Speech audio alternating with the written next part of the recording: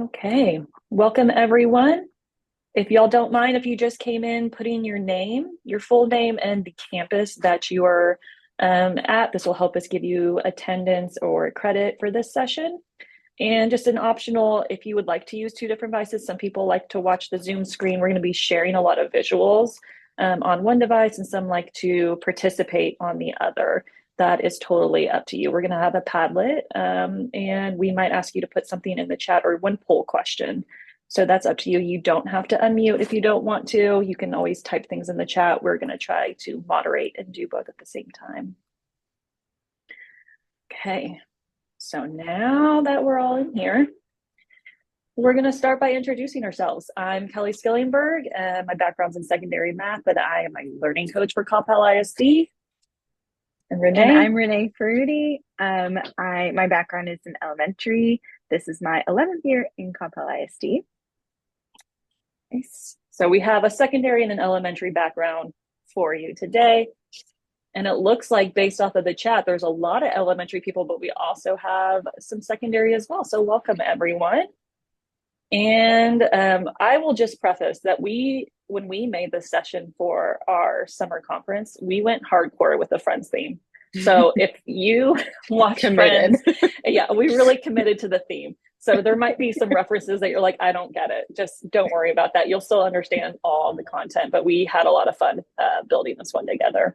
But for our core values, this one's really going to talk to great teaching, just because like the setup and the procedures that you have in your physical classroom lends it to more accessible learning experience, but also the same thing when you're talking about your digital classroom, which will be on Schoology.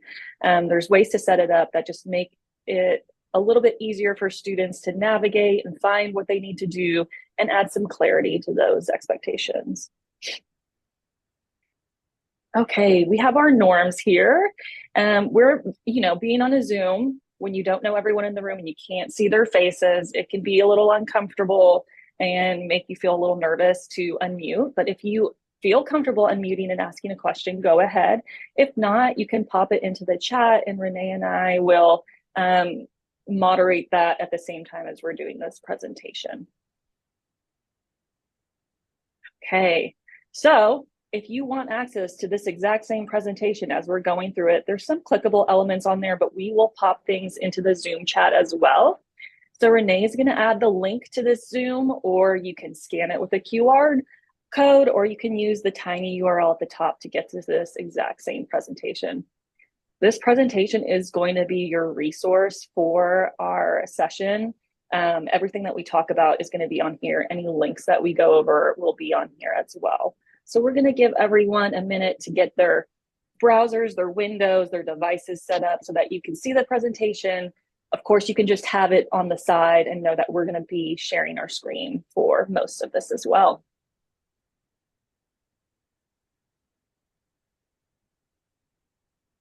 And this is where we sit for 20 seconds of awkward silence, or we fill it with awkward conversation while everyone is getting their presentation pulled up.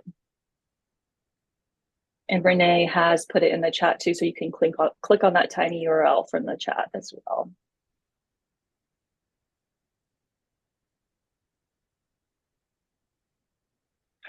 Okay, so here's our agenda for today. We did our introduction. We're going to do a real easy icebreaker today. You're not going to have to unmute or go into any breakout rooms during this session, but we are going to utilize a Padlet. So I hope that makes you feel safer on the Zoom. Sometimes you're like, I don't want people to see my background or anything like that. So don't worry about having to do any of that during this session today.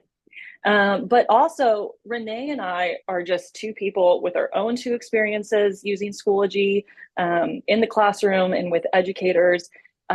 But we know a lot of you have years of experience on Schoology. So we would really love, what would make this session the best for everyone is that hashtag better together. If you have tips or tricks or the things that we're sharing, if you have any more background knowledge or information, feel free to put that in the chat and on the Padlet when we get to it, because that's really going to be what makes everyone's courses the most successful, is sharing with each other what has worked. All right, so we're going to get started with a little icebreaker, but first we want to go ahead and get everybody onto this Padlet so that we can kind of give some directions for how this is going to get used. So there's a link right there in the corner, as well as a QR code. However, whatever format is best for you for getting to our Padlet for today, we're going to use this all throughout our session for some different things. The first thing we're going to use it for is a little icebreaker. But before I get into the directions for that, just kind of an overview of this Padlet. So we'll do a little icebreaker in a little bit. We'll do kind of a little jigsaw-ish activity. That one has kind of been adjusted to work for virtual learning for this Zoom for today. And then we have some different components or parts and pieces to the rest of our session. And as we finish out discussing each of those sessions, we'll come back to this Padlet to just share anything that you might have as a takeaway. Also, we'd love, like Kelly mentioned already, we'd love for you to share something that you're doing in your Schoology courses that might already be working so well that you could share your genius with others and tell us about. If you're not yet familiar with Padlet or it's been a little while, there's a little blue plus sign in that bottom corner, and you can create a post. You can edit your post. If you click the plus sign below each column as well, you can just go ahead and create the post for the exact column that we are talking about. Yes. And then we will also, at the end, we'll share any like final thoughts, any questions you have for us. And we did set this up to be anonymous. You don't need to sign into this Padlet to be able to post on it. So if you do post a question and you'd like us to get back to you, we just ask that if you put your name on your post so that we can make sure to get back to you with that. And Okay, then our so icebreaker. Yeah, yeah. go ahead. So hopefully everyone has gotten onto the Padlet. It's bit.ly/Schoology success. I put the link into our chat. Um, okay. Oh, sorry. I got distracted by someone's question. We'll answer that in just a second. But again, we really committed to that Friends theme. So our icebreaker is, how is your day going on a scale of Ross? So in that first column, this is our icebreaker scale of Ross. You don't have to make a new post here. The only thing we're going to do on this is to find the picture that resonates with how you are feeling or doing this day. And if you want to, you can kind of vote it up by adding a heart to it, or you can click add a comment and type a comment, add something to it. You can even click the plus sign and add anything else that you want there, a GIF, an image, whatever you would like to do there. So let's all take a second and go through and pick on your scale of Ross how you are doing today. Maybe even add a comment of why you chose that one.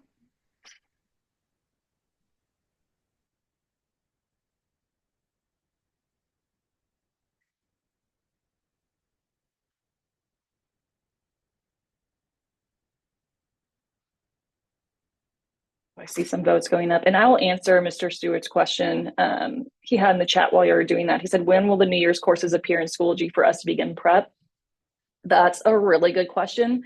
And that changes from year to year based off of, they really have to get all the schedules set. So all the counselors are working really hard right now to get kids scheduled in classes, and those classes that are built in eSchool Plus are what generates our Schoology courses. So that's going to be something probably a little bit closer to the first day of school, but you can also build in your Schoology resources or make yourself like a sandbox course to start building, and then you can copy the materials over once those live courses happen. Okay.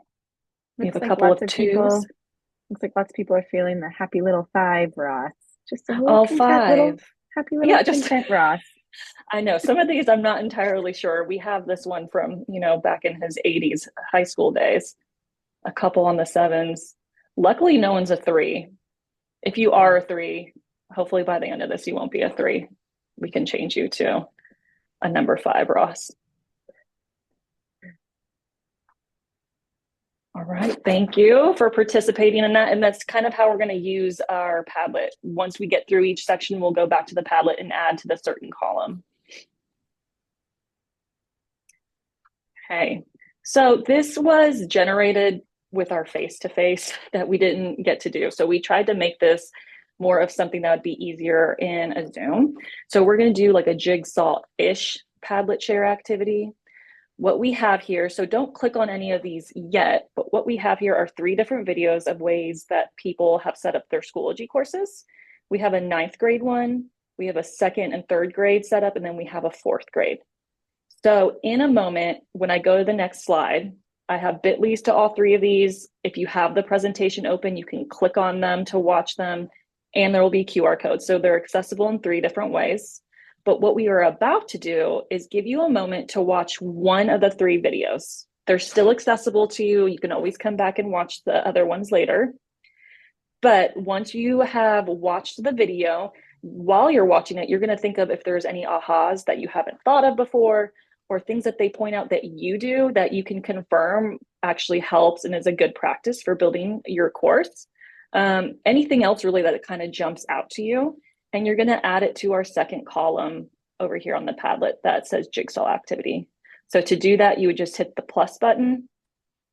Whatever you put in the subject is bold, and whatever you type down here is your response. So just like we did for our scale of Ross, you can comment on other people's posts, you can kind of vote them up with the heart, or you can add images or anything else that you would like to. So over here, we are going to go to the next slide, and you're going to pick one of 3 videos to watch. They're all underneath 3 minutes. So what Renee and I are going to do is we're going to watch the chat. We are going to mute ourselves.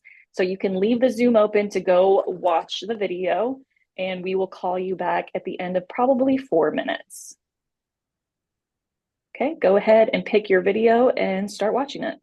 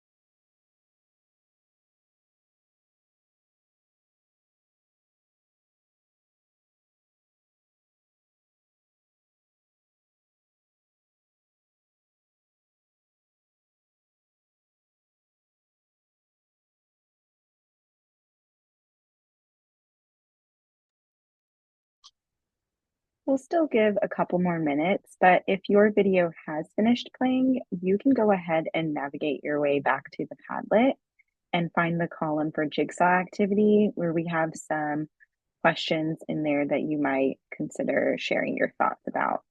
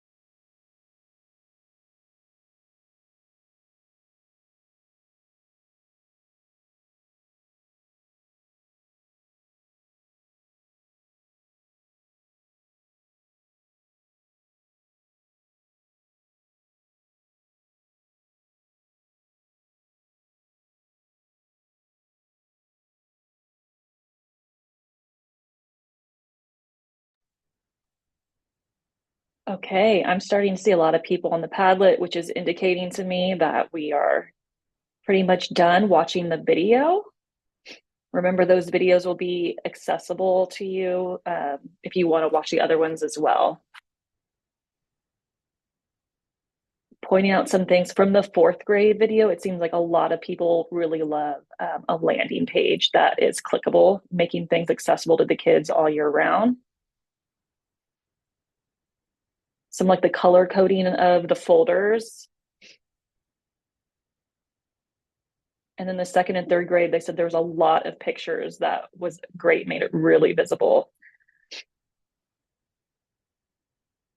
Lots of people mentioned visuals, which is important to remember is great for no matter what the age group is. It's just so helpful when you're already navigating a digital format and a workflow there. It just helps so much.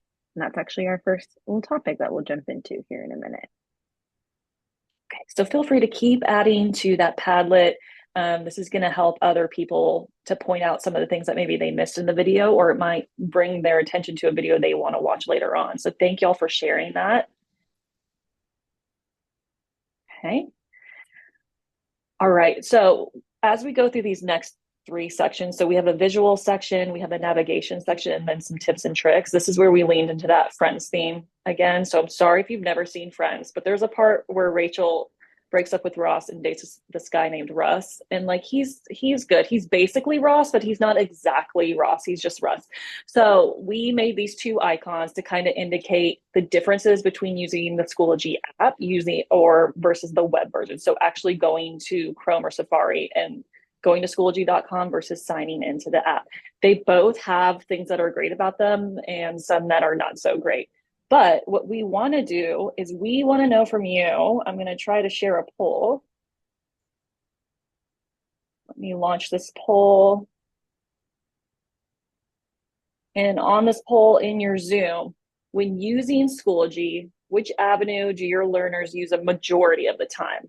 The app, the web, or do they go back and forth pretty evenly? Okay, I'm seeing people answer. Well, we have low usage on the web so far. We'll share the results in a minute, but everyone go ahead. Lots of the app and lots of both.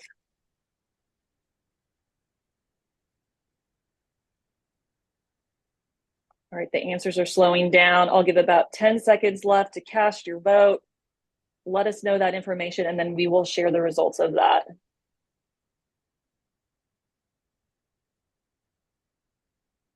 Okay, so it looks like a slight majority say that they use the app most of the time. And I definitely get that for littles, having them signed in and staying into the app so that they don't get lost on the web version can be really helpful. And then a 35% said that they're using both pretty evenly, and really a low amount said that they use just the web a majority of the time. So as we go through these things, we're going to point out some differences between the app and web of what your kids can see and can't see, and if things work the exact same way. I'm closing on that. Thanks for participating. Yeah, thank you. Okay, so I know we mentioned too, I think there's quite a lot of elementary educators that are here today. So thank you for joining us and wanting to learn more about how you can really streamline Schoology use for yourself as well as your learners.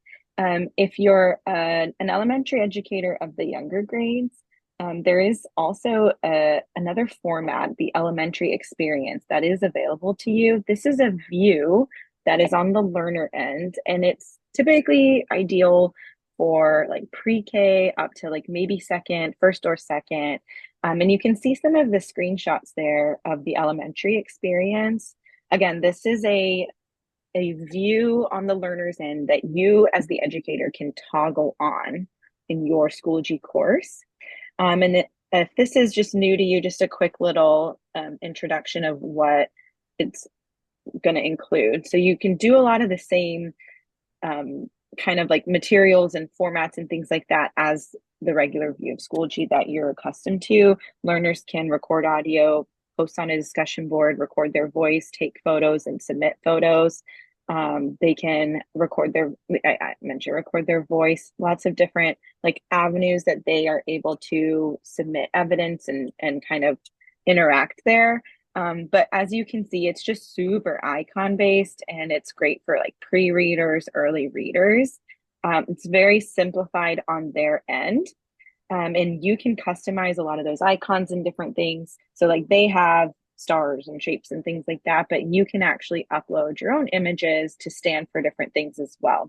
So we have linked there. And if you want to you have access to the slides presentation, so don't feel like you have to do it now, but linked there in the little purple circle is a bold page that includes a ton of information about just how to get started with learning more about the elementary experience, including an actual Schoology course that you can take and get credit for to learn more about the elementary experience. And then included in that, of course, as well, is how to toggle it on as the educator view. But it might, even if you're not sure if you would want to use it or not with your learners, it might just be something that you want to explore to just learn more about, to know that it is an option. I've also heard of educators using it as needed, just for learners who need it, like maybe learners who have a 504 IEP or things like that. So if you'd like to learn more about that, there's some different ways that you can access that information here on this slide. Today, we're talking a lot about kind of the way you can set up your course on the educator end to really make it the most user-friendly for learners. So a lot of what we're going to talk about still applies because even if you have elementary experience toggled on, your view will still stay the same, your educator view of when you access Schoology to start making edits. So the first little piece here we're going to talk about is how you can really streamline your Schoology courses with visuals. And starting off strong with the course photo. This is when your learners get to like their course page, their overview little tab. They have all their little boxes there. This is what they see. And so, of course, we have that blue with a little pencil is like the default. And so if all their course photos look like that, it's going to be really challenging for them to navigate and get where they need to. So customizing this course photo is such an easy way to help your learners quickly get to where they need. Something to note is it's going to look a little different from the little course photo overview page than it is from when they actually click inside the course. So a tip is just any text that's on there, just keeping it centered and semi-large as much as you can is going to help with it not getting like too cropped whenever it comes to like them viewing it on their little course pages like that. And another great little pro tip, if you're not already using Canva, of course, has so many really great design templates and features, but Canva actually has built into it Schoology course card templates that are already like the perfect size for a little course cover image. So you can just type into the template search Schoology course cards, and a ton of really great options will show up, and you can customize the course, the text, or anything like that to fit for what you need.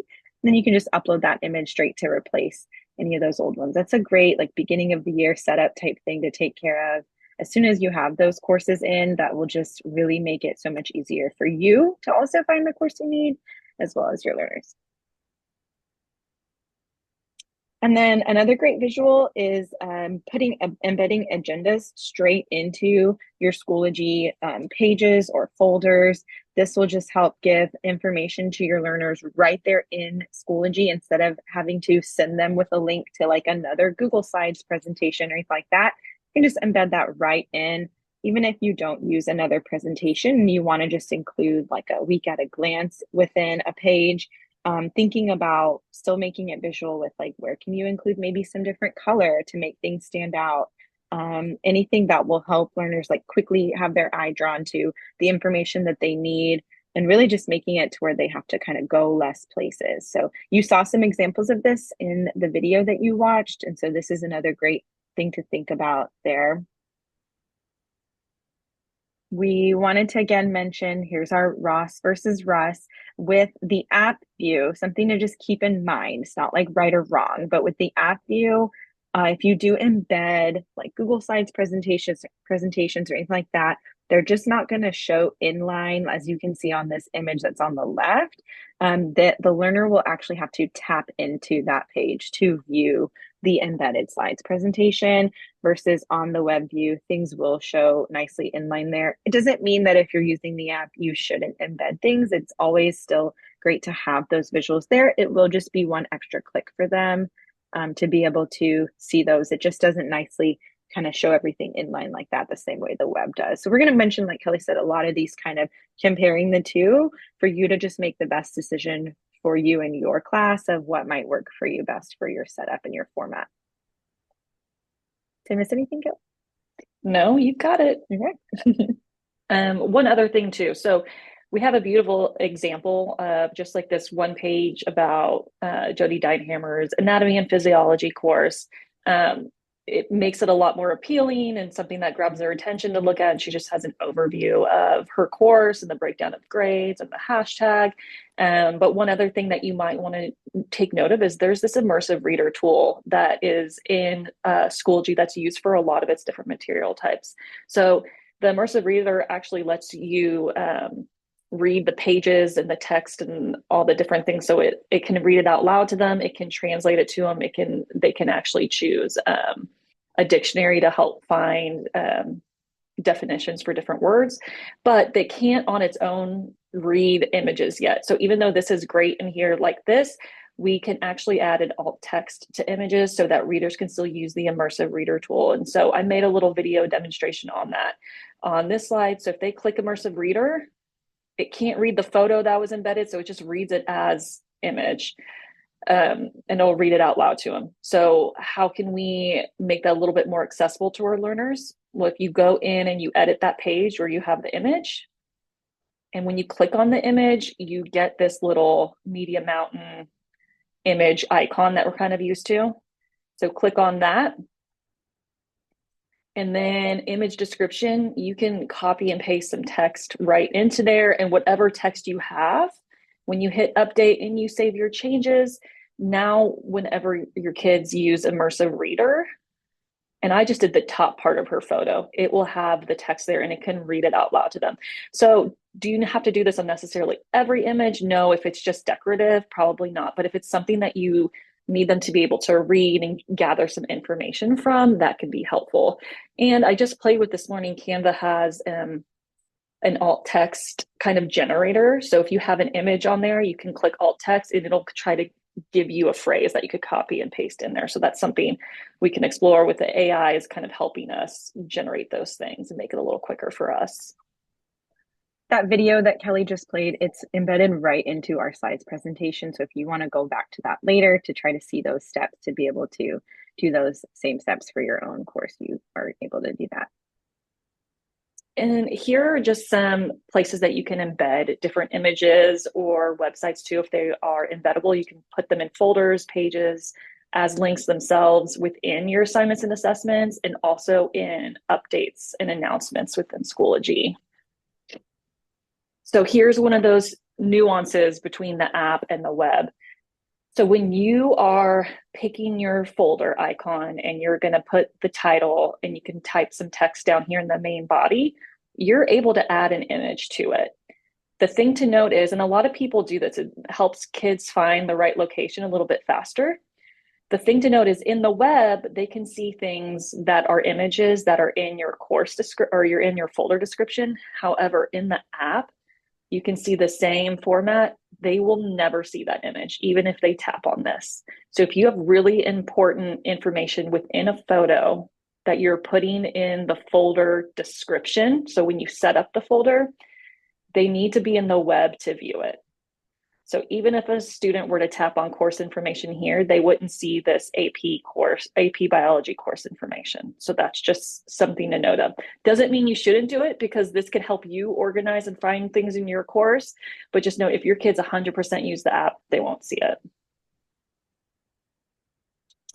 Another little nuance thing here. You can embed things in pages and it's just in the app, it's just one extra click. So right here, I have it, this GIF or an image. This is actually a clickable resource that I created on this star redesign page and it's showing inline. So if my kids were on the website version, they could just interact with it right here without having to click and open the page. But if you're in the app, they have to click on it and it pops up another little window for them. So again, not right or wrong, just making you aware of these differences between the two. One other thing, there's a lot of different colors that you can choose for your folders. Some people like to do rainbow. They have their reasons. Some people just, what they're feeling that day. But these colors on these folders can actually help navigate your kids and you can use it as a system within your course as well. So for example, Jenny would, when she was setting up her courses, all of the old material for the 9 weeks that they were no longer in, she would change the folder to their white folder color, which kind of made it look like grayed out a little bit, meaning old. So they can still get in there. All the stuff is still published, but she made her most active, the most recent stuff, the pink, so that they know where to go. And she also had a section over here for all of her review games that were always in the pink folder down here. So I think this one was technically a red and this one was a pink folder. So the kids knew the pink folder was wherever they would go to get review. You can actually, and we'll go over this a little bit in the future of this presentation too, but you can add text right here. This way the kids know what is happening within the folder. They don't have to keep expanding and closing the folders to get to where they need to get. Okay, so we shared a few different things about visuals, adding those to your Schoology course.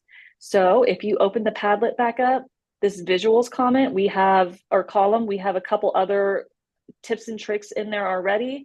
Again, Jenny had shared that she would change her course icon based off of each unit that she did in science, because she would also have a digital notebook that had the same graphics in it. So the kid, it made it easier for her kids to find her course and the things that they were working on.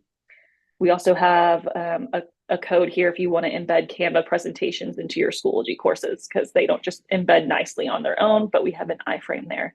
So if you have any tips or tricks or visuals of things like maybe your landing page that you've used, let's take a moment. We're going to take about 1 minute to share or ask questions about visuals in this comment here. Or sorry, column here.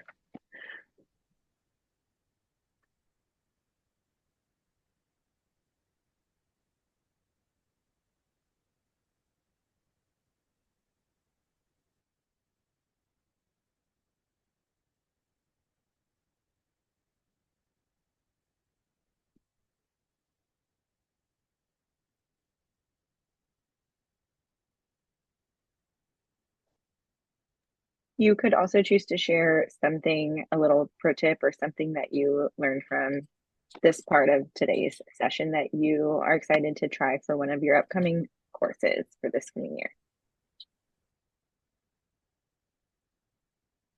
You put background music on the landing page. Ooh, that is you know what? I've never tried. I mean, maybe. So here's what I'm thinking in my head right away, Renee, when I'm thinking of that question. you can embed a lot of different stuff into Schoology, and it might be based off of what you use to build your landing page. I was Like just I know gonna you say, I can make, wonder, sorry, go ahead. yeah, I wonder if there's like if it's in the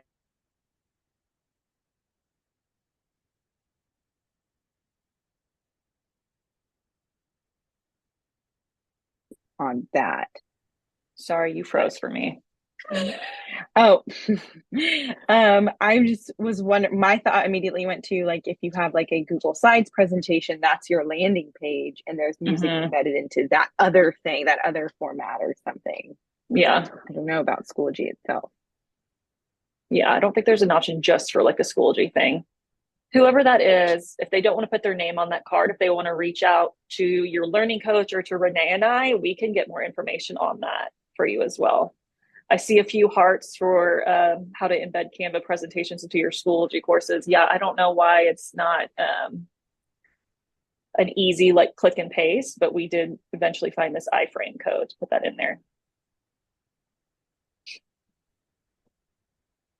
Okay, awesome. All right, so for sake of time, we're going to go back to the presentation, but please keep putting stuff on the Padlet. We will come back to that as well. Okay, so we talked a little bit about visuals, and something that leads really well into that is just basic navigation, your learner's workflow. How are they going to get to all the things that they need? So here's some of the things we're going to mention for this section. A biggie is just folder order, just where are things housed, folders within folders within folders. A good kind of rule of thumb is the rule of 3 clicks. So if it takes your learner more than 3 taps into folders in Schoology to get to that one thing you need them to get to, the chances are higher that they're just going to get lost or distracted by something else. Oh, I never submitted that thing, and never actually find their way to what they need. So just pulling things out sometimes is helpful. Like even if you have, let's say, like a learning folder that you keep everything, maybe that units folder just stays right above learning. And then when you're finished with it, you can just pop it right back inside the learning folder. It just helps diminish just one less click there that they have to worry about finding and navigating. Again, the colors can really help with that too. Consider having like a system for like this is a folder for absent. If you're absent, you need something. Here's a folder for just review material, so that that can kind of keep things nice and tidy for you. Just some suggestions of how you might organize there to make it streamlined for learners. And I was going to say in your learning folder, which is going to have like all of your weeks and stuff in it, if you expand it out and click and drag on the actual icon versus the titles of the folders or of the materials, it makes it easier to drag it out and put it to the top layer of your course. And then at the end of the week, drag it back in and bring out the next week's. So again, just one less tap, one less thing for them to get distracted by. For this one, we kind of touched on this briefly, but what we're showing right here is, I mean, when you're making your folders, if you type basically what's housed in that folder, they know where to go without having to expand and see, like, for the first one, I don't have anything in the description. So they're going to have to click to expand and collapse it to find what they need. But if you just take a moment to type in what's actually housed in there, then they know where to go a little bit faster. One thing to note about the app version, if I am typing things in the description of the folder, let me stop this recurring video. If I type things in different font colors, it's all going to appear black. We didn't realize this for like a long time until someone brought, like, can you bring me your iPad and show me what it is you're seeing? Because I said I put this in red on the side. And on a Schoology page, they can see that, but in the description of a folder, they cannot. Same thing with, sorry, elementary friends, because and secondary too, I love me a good emoji, but they are not viewable in the web or in the app if you put them in the title of a folder or within the body of the folder, meaning the description where you can type. So I know that can be a bummer, but emojis don't show up there. Another thing for the rule of 3 clicks is bringing instant access to things for the day by using assignments, discussion posts, and assessments. You can do that through events in the calendar along with due dates. So whenever you have a due date, I think we all have experienced this on the web version. It's under upcoming. Here's my due date for the thing that I'm doing that day that's actually due that day. I can click on it and submit right there. When you're in the app, it's also available there, but we might just need to show them one more step, which is clicking to expand this upcoming. But it looks pretty similar and it takes them right into the assignment. The other thing to note too is that you can actually make calendar events and you can make recurring calendar events. So if there's a material item that you need them to get to repeatedly from day to day, but you don't want to put it in every day's folder because you're just cluttering up your Schoology course by having to put the same resource over and over again. Maybe it's a Google form where they're signing up for tutorials or something. You can create a calendar event and put a link right there to that Google form and it'll show up under upcoming. I put one over here where it was a recurring calendar link for review materials.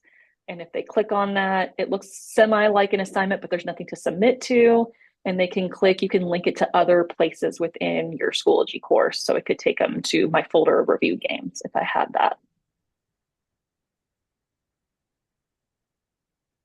The other thing, updates and announcements. So you can make an update on your course, pin to the top of your Schoology course and stay there. I have that over here on my course. It's just the chick and the duck that says I'll be there for you. But the way that I did that was under updates. You create an update and before you post it, there's this little icon here and a bell. So when you click that bell and post, it shows up under updates, but it also shows up just at the top of your course. So if you have a clickable image that you want to keep up all year round, you can have that up here for them. So things where they email you or they need to get to a certain website that you're going to take them to, you can have that up here at the top. Now, the little nuance to that is in the app, they don't see announcements pinned to the top of the course. They only see that in the web version. They can get to it by going to updates, but again, that's another thing that they're going to have to click on to get to. Okay, here is one of the reasons why I asked that question of like, are your kids using the web or are they using the app?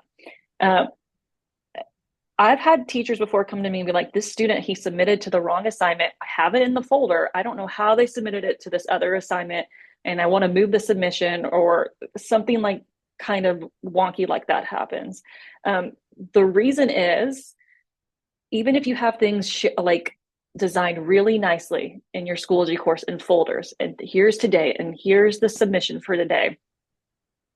When they're submitting something from an application outside of Schoology, for example, like a notability note, if they're using the web version, they have to like save it to their files, then navigate to Schoology, go to your course, find the assignment, click submission, click create submission, or click whatever it is, and then they click on resources from iPad and they have to go find it. That's like 20 different clicks. So even if you think your kids are using the website version, most of the time when they're submitting from outside, from a resource outside, they're using the app, and here's why. So if I had my notability note, something I annotated on, I'm going to click on the three dots and share note. And after I do that, the second click that shows up is Schoology. That is so much faster for them than saving it to their files. So a lot of them click on that. And then once they click on that, here's another shout out for having a course icon. They're very small in the app. So it's easier for them to find it by the icon. They click on their course. And then once they click on their course, the only two options they have is submit to assignment or add to their resources. So they click on assignment. Notice they're seeing no folder structure. Again, zero folder structure. Every assignment that is active in your course shows up as an option for them to submit their assignment to. That's why giving you unique names to your assignment is really important. So instead of if you have like unit vocabulary and you use that for every unit, that's why they're getting confused and they're clicking on the wrong assignment. So if you notice this creation assignment is in here like multiple times, they don't know which one is which, but if you have the date on there, that'll help them to submit it to the correct assignment. I had no idea this was happening until a student brought it up to me and they had stuff in there. They're in middle school from all year long. And we had to go back. So locking old assignments takes them out of this as well. So when you go back to an assignment and you hit lock, it'll remove it from there. Okay. I want to give you all a second to go ahead and put something in the Padlet under the navigation, something that resonated with you. We have a couple things in there already for you to look at, but if you want to add something to that, and then we are going to do our tips and tricks in 4 minutes. We can do it, Renee. Yeah, they're quick and they're just kind of those quick little pro tips, so it should go fast. I also re-put the Padlet link in the chat if you want to go to that navigation section. But just for time, like Kelly said, we'll just talk about a couple of just pro tips here at the end. One thing is for your learners, turning on notifications for certain things really might be helpful for them just to be able to get information quickly. So something we recommend is either course updates or maybe course comments on updates, and then assignments and submissions as well so that they're not missing things. So you can show them how to do that there in the notification section. That really helps when there's a change in like the schedule for the day and you have to like Mm-hmm. move the assignment somewhere. Um, Yes. this Go other ahead. one, filter by material. I've had teachers that use, a sandbox course and then they copy something over to their course and then they'll email us and say, I know I copied this assignment, this assessment to my course and I cannot find it. This is the best way to find items in your course. Oop, I went back too far. So up here in very small blue print, it says all materials. That's what you're used to looking at. If you click on that, you can filter by a certain material type. So if I go to assignments, it's going to filter and show me every assignment that I have in my course in alphabetical format. Once you find the assignment you need, you can click on the folder icon and it'll take you to exactly where it lives in your course. So if you lose something in your course, which does happen because they can get pretty beefy, then that's a great way to find it. The next thing is bulk edit. So if you're in your grade book and you click on the three dots, there's a bulk edit feature, and this lets you do a number of different things to the materials in your course. So from here, I'm going to have everything that is gradable in my course. From this feature, I can change the names, the categories, points, rubrics, due dates, and publishing for each section, and the grading period. And then you can scroll to the bottom. You can even delete them. So let's say you put everything in as an assignment, and then you're like, wait, I really need these to be discussion posts. Instead of having to go to each one individually, you can just click delete them. You can also shift due dates by one school day as well. So A and B schedule, that can help when things get awry with our A and B calendar. If you want to just quickly add a material in a certain spot, I know a lot of people are used to just adding it. It shows up at the bottom or the top, and you have to kind of drag it around. But if you pay attention as you hover over, there's these little gray faint lines. And if you put your cursor over like one of those green plus signs by that little gray line, you can actually drop in an item, a material straight into that specific spot. So again, just for you for building, just saving a little bit of time there. Yeah. Don't judge my sandbox course. It has years of me just making things up in there. But yeah, even within a folder, you can put it in the exact spot that you need it. You can also tag standards to everything. You can even make your own custom standards if you want. So if you have something specific you have your kids working on, you can, anything that says align learning objective or align standard, you can align to your state standards. That goes for all of these different materials. And then we can use, this is actually a course all on its own, the mastery tab. And then if you aren't using this tip, you're really missing out. You can actually view your course as a certain learner. So you can type in the learner's name to see what it looks like for them. If you're like individually assigning, or if you just want to make sure you embedded something correctly, if you go up to that view course as and then type in a learner's name, we don't have to do the whole, hey, bring me over your iPad. I want to see what it looks like whenever you're looking at it. And that's like just a great way to check yourself to make sure everything's set up the way you want it for the most efficient kind of view there for your learners. And that's all our All pro right. tips. So I know that, and the end there was a little fast and furious, but everything is here in the slides presentation and now in the Padlet as well. And thank you for continuing to share. Even though we're out of time, you're welcome to continue to share right here on the Padlet, or even stay on, like if you have a question or if you just wanted to share anything.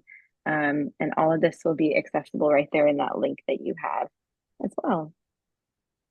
Thank And y'all thanks for for sharing. joining us. We're going Yeah. to send out an email with the resources again, and the recording will be made available to you. And we'll stay on for just a little bit in case I know here at the end that was a little fast. So if there was anything you wanted to say, we were racing there in the last little leg.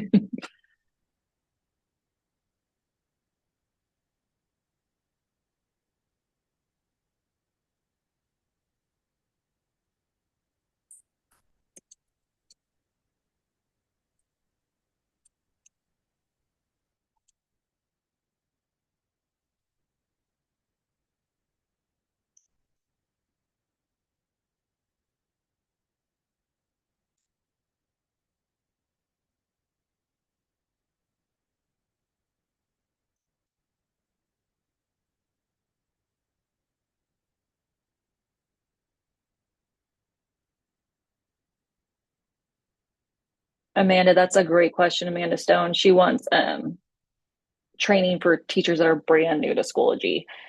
We do have a couple different courses. We will send an email to you, Amanda, but there's a couple different things that you can go through online by yourself, but also your learning coach will be more than happy to sit with you too and help build things for your specific needs as well.